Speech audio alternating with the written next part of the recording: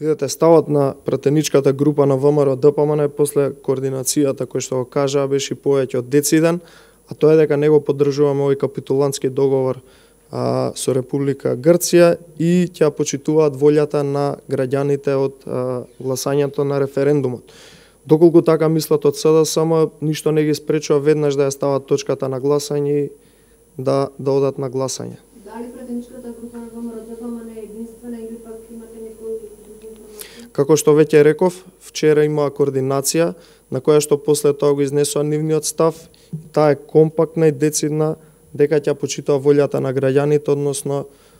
стои на ставот дека е против овој договор. Можам да кажам дека власта со сите уцени закани се обидува да промени нешто, меѓутоа пак ќе кажам, пратеничката група вчера имаше свој став каде што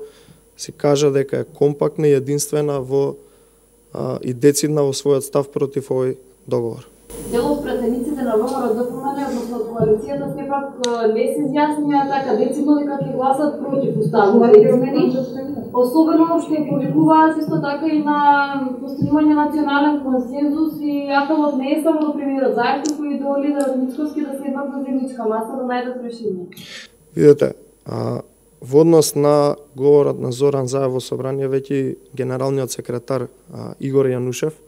генералниот секретар на ВМРО-ДПМН, имаше свој излагање токму од оваа говорница, каде што го кажа ставот на ВМРО-ДПМН и пак повторно ќе повторам, после вчерашната координација на ВМРО-ДПМН, пратениците излегоа со јасен став и го споделија со јавноста тоа дека остануваат на истото и дека се против овој капитулантски договор. Нека помине гласањето за уставните измени, кое што ќе биде против од страна на ВМРО-ДПМН, веднаш потоа треба да следи оној процес на техничка влада и сите оние барања кои што ВМРО-ДПМН ги има побарано да се исполнат и веднаш потоа пристапуваме кон избори.